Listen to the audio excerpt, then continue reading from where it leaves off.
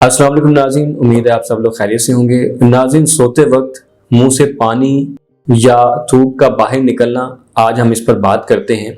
इसे मेडिकल जुबान में ड्रूलिंग कहा जाता है। अक्सर लोग इसे आम सी बात समझकर नज़रअंदाज कर देते हैं, लेकिन हकीकत में ये जिस्म के अंदर होने वाले कई फिजियोलॉजिकल और पैथोलॉजिकल अवामिल का नतीजा हो सकता है। आम हालत में हमारे मुंह में रोज़ाना सलाइवा यानी थूक बनता रहता है, जिसका काम खाने को नरम करना, हाजमे में मदद देना, मुंह को साफ रखना होता है। और दिन के वक्त हम मुसलसल निगलते रहते हैं, इसलिए थूक बाहर नहीं आता। लेकिन जब हम सोते हैं तो निगलने यानी स्वेलिंग रिफ्लेक्स में वो सुस्त हो जाता है। चेहरे और जबड़े के मसल्स रिलैक्स हो जाते हैं, और अगर मुंह खुला रहे तो थूक बाहर निकल सकता है। ये एक बेसिक फिजियोलॉजिकल प्रोसेस है। मसला उस वक्त शुरू होता है जब ये नॉर्मल अमल हद से बढ़ जाए, यानी ड्रूलिंग सिर्फ पोजीशन की वजह से नहीं बल्कि किसी अंडरलाइंग मसले की वजह से होने लगे। ये हालत जो है जिन खराबियों की वजह से हो सकती है, उनमें नेजल ऑब्स्ट्रक्शन यानी नाक बंद होना, क्रोनिक साइनोसाइटिस या एलर्जिक, गैस्ट्रोएसोफेगस रिफ्लक्स यानी एसिड रिफ्लक्स जिसे आप कहते हैं, वो भी हो सकती है। असाबी निज़ाम की कमजोरी या डिसफंक्शन, और मुंह और जबड़े के जो मसल्स हैं उनकी कमजोरी। इन हालात में मरीज का ओरल कंट्रोल मुतासर हो जाता है और जो सलाइवा है वो गैर मामूली तौर पर बाहर आने लगता है।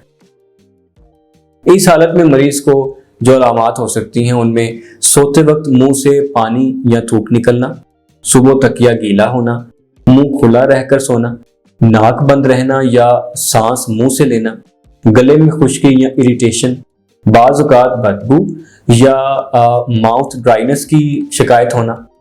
इसकी अहम वजूहात ये हो सकती हैं कि नाक की बंदिश या एलर्जी हो, स्लीप पोजीशन या गहरी नींद की वजह से, गर्ड या एसिड रिफ्लक्स, दांतों या जबड़े की अलाइनमेंट का मसला, स्ट्रेस या नर्वस सिस्टम इम्बैलेंस, और बाज़ रेयर केसेस में न्यूरोलॉजिकल कंडीशंस।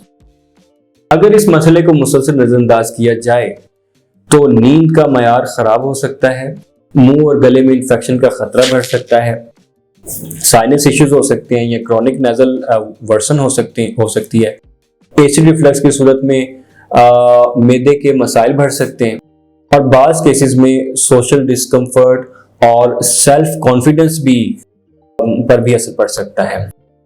तो अगर हम इस तमाम बात का अगर खुलासा पेश करें तो सोते वक्त मुंह से पानी आना हमेशा खतरनाक नहीं होता, लेकिन ये जिस्म का एक सिग्नल जरूर हो सकता है कि सांस लेने का तरीका दुरुस्त नहीं है, नाक या हाजमे में कोई मसला मौजूद है, या नींद का पैटर्न मुतासर है, या कोई और बड़ी बीमारी जिसका हमने ऊपर जिक्र किया।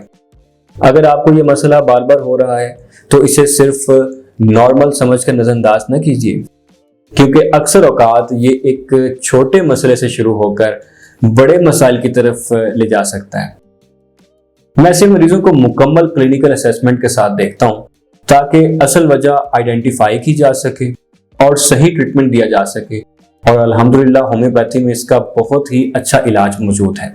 लिहाजा अगर आप इस मसले से मुतासिर हैं तो आप तशरीफ ला सकते हैं ताकि बरवक्त तशखीस और मुनासिब इलाज के जरिए इस मसले को मुकम्मल तौर पर हल किया जा सके।